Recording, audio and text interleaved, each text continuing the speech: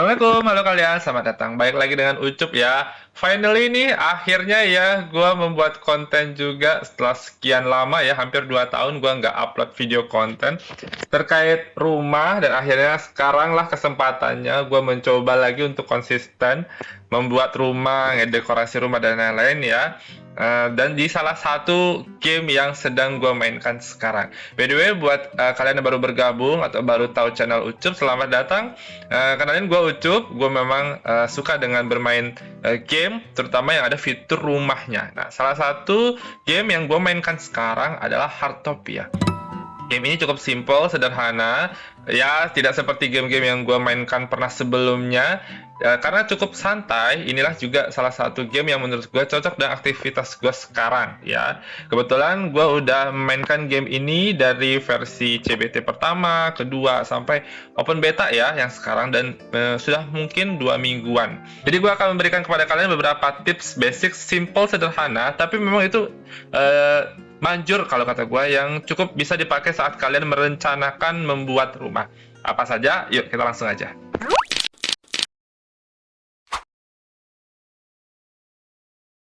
Oke, tips yang pertama dari gua adalah bertemu dengan Bob. Bob adalah NPC di Heartopia yang menjual furnitur. Nah, Bob adanya di sini. Nah, kalau misalnya kalian ke Main City, nah yang di dekat air mancur ini pasti tahulah ya. Nah, nanti tinggal masuk aja ke dalam toko Bob, dan Bob akan menjual beberapa barang baru setiap harinya. Nah, disitulah kesempatan kalian untuk membeli. Mungkin siapa tahu kalian tertarik. Salah satu contohnya ini. Nah, ini mungkin bisa dibeli menggunakan Wishing Star atau Gold. Nah, kalau Gold mungkin seperti contohnya ini. Kalian tidak harus membelinya kalau memang kalian tidak suka. Bisa nanti kalian lihat saja percontohan dari desain yang sudah Bob buat, nanti akan di-refresh setiap minggunya. Nah, seperti itu. Nanti kalau misalnya Digi Member ya, kalau di sini namanya, meningkat terus-menerus, nanti akan terbuka beberapa etalase yang lain. Nah, seperti itu. Oke?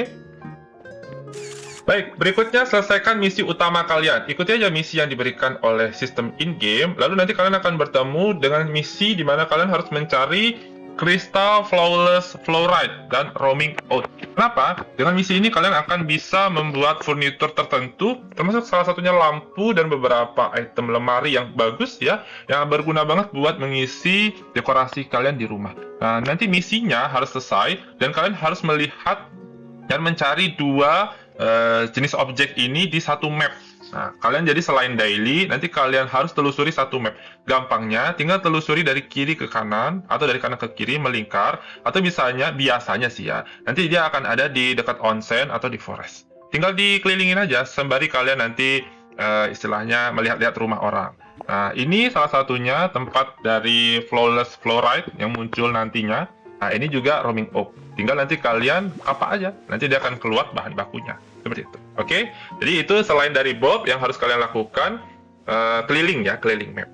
Lalu tips yang ketiga dari gua, ngomong-ngomong soal keliling, selama kalian daily, kalian juga kalau bisa, ini saran dari gua ya, bertemu dengan pohon-pohon besar di tepi-tepi map. Nah, untuk mendapatkan ini, salah satunya seperti quality timber dan rare timber. Dengan cara ya ini, bertemu dengan pohon yang besar, lalu tinggal kalian tebang. Nah, karena beberapa furnitur yang ada di game ini membutuhkan kualitas kayu, nah seperti itu, yang memang hanya didapat dari yang seperti ini. Atau misalnya kalian lagi ada di hutan, contohnya, nah itu juga lebih banyak. Tapi biasanya kalau di kota, seperti yang di ujung, atau dengan pohon yang besar ini, alangkah baiknya kalian stop dulu, lalu tebang. Oke, tips berikutnya dari gua, ini kita udah langsung ke rumah ya. Saran aja sih sebenarnya ya, kalau gua menyarankan kalian, kalau ingin membuat rumah yang setidaknya proper, kalian sudah memiliki 9 plot atau 3x3 wilayah daerah yang setidaknya sudah kebuka ya. Kebetulan ini gue sedang bertahap nih ya. Karena kebetulan goal yang kemarin tuh habis gara-gara bikin furnitur lah, beli furnitur lah, tapi ini gue sedang fokus untuk membuka lahan. Jadi salah satu yang gue sarankan adalah membuat daerah kawasan rumah kalian menjadi 3x3 ya, atau 9 plot. Kenapa? Karena membuat rumah dengan kondisi tanah yang besar itu lebih leluasa ketimbang harus memanjang atau 2x3 seperti ini. Kebetulan kan memang yang affordable salah satunya kan yang ini ya, yang 6 plot atau 2x3, tapi gue better kalau memberi saran setidaknya 9 plot udah masuk nih. Nah, itu lebih bisa nanti ditambahkan seperti pagar atau tanaman. Dan itu lebih leluasa dan lebih lebar untuk kita nanti bereksperimen atau mendesain yang lebih besar lagi rumahnya, seperti itu. Berikutnya dari gua, ini menurut gua saran ya, dan memang harus sebisa mungkin kalian tingkatkan, yaitu hobi. Hobinya yaitu diantaranya memasak dan bercocok tanam, cooking atau gardening. Lah, hubungannya apa? Karena memang di kita apapun itu butuh goal. Nah, goal itu didapatkan bisa lebih banyaknya dengan menjual beberapa item hasil masakan.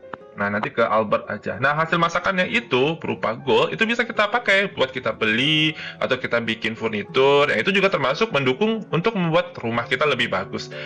Berikutnya, ada namanya wishing star. Nah, di sini ada istilahnya wishing star. Itu ya seperti diamond-nya lah. Nanti diamond-nya lagi ada ya hasil top up. Tapi istilahnya diamond-nya versi game ini itu bisa dipakai untuk membeli furnitur yang langka, yang unik. Nah, jadi alangkah baiknya kalau misalnya kalian punya wishing star yang cukup lumayan dan kalian punya target membeli sesuatu, alangkah baiknya kalian hemat aja ya. Belum masuk ke tips selanjutnya, kita masuk ke bagian blueprint ya. Di sini gua mau ngasih tahu versi di dalam pembuatannya. Tips berikutnya adalah manfaatkan fitur cuaca. Ini membantu banget saat kalian membuat rumah.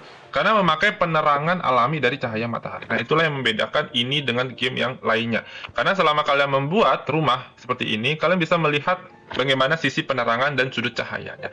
Gua sarankan kalian masuk ke bagian summer untuk kisaran jam 1 sampai jam 4. Kalau gue sering pakai dari jam 11 seperti ini, jam 11 seperti ini, dan jam 4.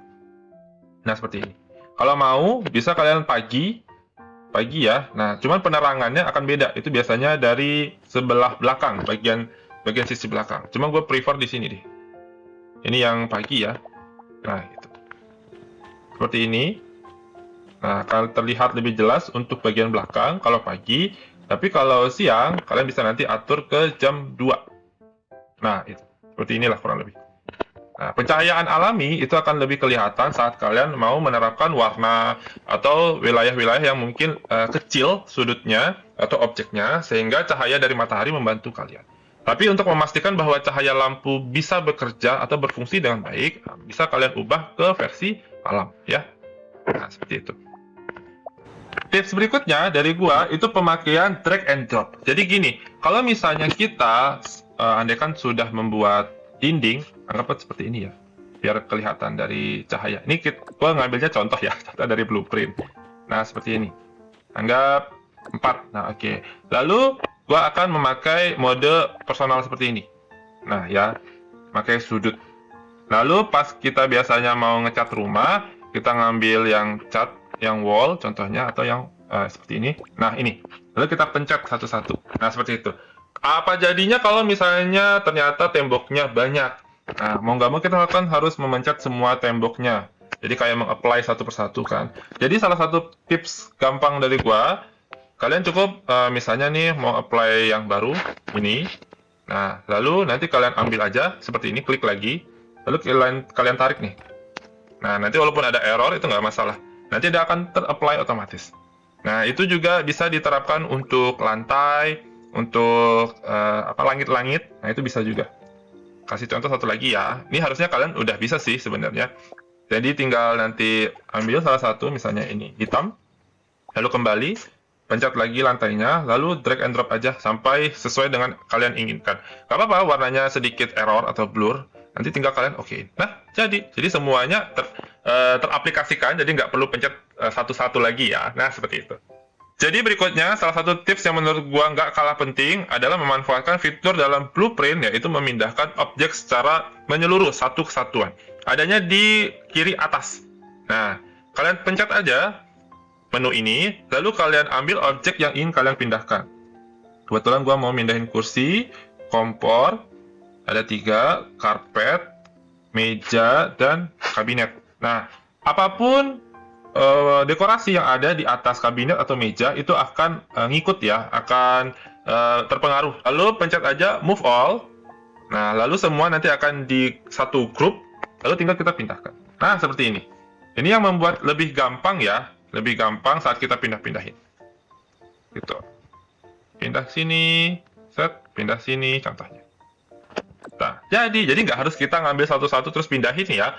Pakai dengan fitur yang tadi itu juga bisa. Tips berikutnya adalah hiding layer ya. Kalau di sini namanya kita bisa menghilangkan objek. Misalnya apalagi kalau kita bikin rumah yang bertingkat. Jadi setiap lantai di atas itu bisa kita hilangkan visualnya dengan menekan yang di bagian atas kanan. Nah, nanti dia akan dengan sendirinya tersembunyi, tertutup. Jadi contohnya seperti ini. Misalnya kita mau ada di bagian lantai 1 nih. Nih, contohnya gitu kan. Nah, saat kita mau dekorasi bagian bawah, atasnya itu nggak akan berpengaruh dengan misalnya seperti atap atau langit-langit. Nanti dia akan terhidden sendiri, tersembunyi, menyembunyikan sendiri ya visualnya. Tapi pas kita naik ke atas, nanti baru ada muncul lagi. Fungsinya apa? Itu agar kita tetap fokus dalam mendekorasi rumah kita di bagian bawah. Nah, seperti ini. Nah, tuh.